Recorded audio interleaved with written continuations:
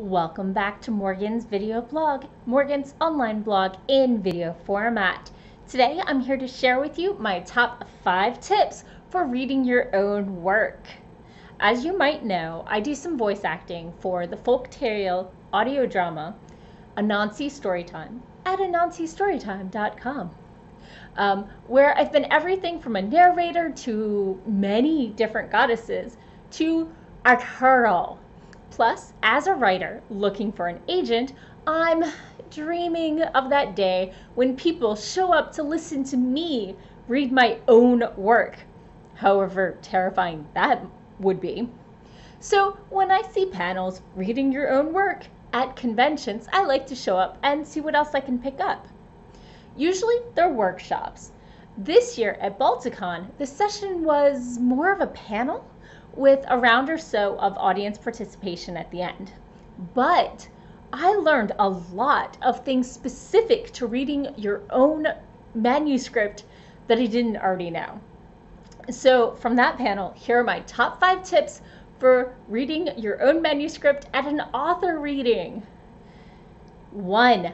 Pick a scene with action, dialogue, and stop on a cliffhanger. Okay, that kind of sounds like 3, but pick a good scene. I'd always imagined that you needed to start your reading at the beginning of the novel. Surely you'd confuse your readers otherwise. In truth, no matter how your novel actually starts, when you're reading for an audience, you want something active that isn't too introspective. Although you do need the scene to focus on the main or one of the main characters. 2nd, rehearse. So often, writers and their audience believe that since you wrote it, surely you know your novel forwards and backwards.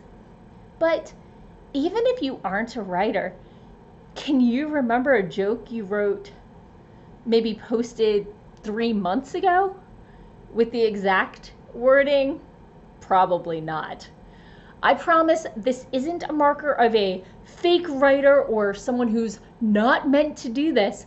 Most authors practice their readings.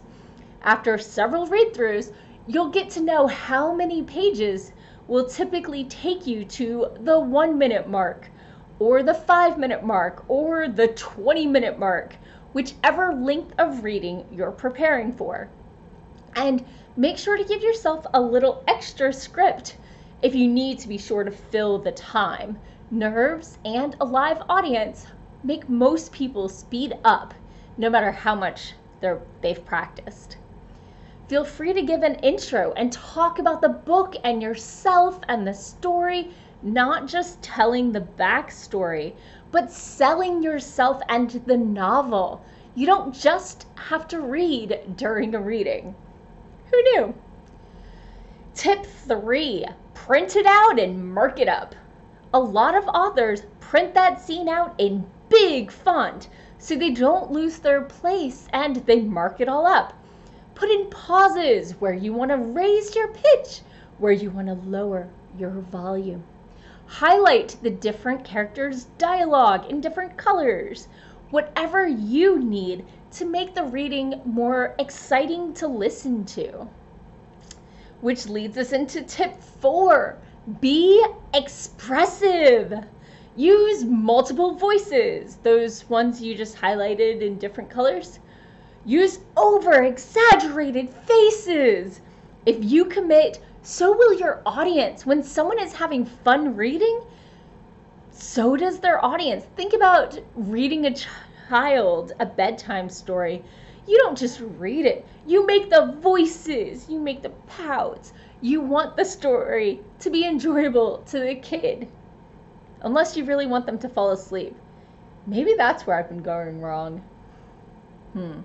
Anyway, enunciate. Make sure you don't turn your story into a mumble. And 5, don't be afraid to edit the scene. Wait, what? I was stunned, yet it seemed kind of obvious in retrospect when they mentioned this.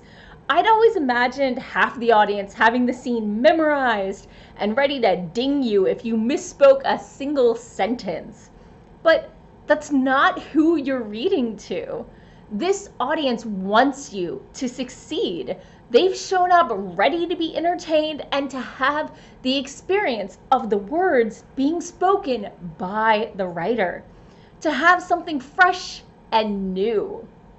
If you've ever been to a concert, which is more exciting, a set playlist where everything is by the books and they wait exactly 90 seconds of applause before coming out for the surprise encore, or a band with a huge song playlist, picking and choosing what song they feel like tonight with a more organic feel.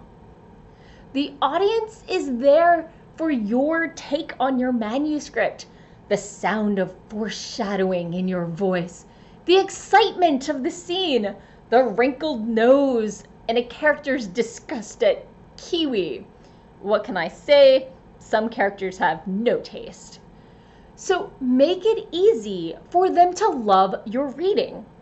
Cut the dialogue tags, especially if you're using voices. Do you have asides and mentions of side plots that aren't relevant for this scene? Cut them. Do you head jump a lot and don't have a full reading's worth from one character's point of view? Clip them together. Make the scene as standalone as you can, except for that cliffhanger ending, and leave them your buy links at the end. So these notes were from the Balticon 52 panel, Reading Your Own Work. The panelists were Dave Robeson, Starla Hutchton, Valerie Michaels, Stephen Howell Wilson, and moderated by Aaron Kazmark. If I mispronounce anybody's names, I'm sorry. Thank you for tuning in for another episode of Morgan's video blog. Feel free to subscribe. Oh wait, this side. And if there's anything you'd like me to talk about in future episodes, feel free to comment below. And I'll be back again next Thursday with more writing tips and writerly musings. Good to see you.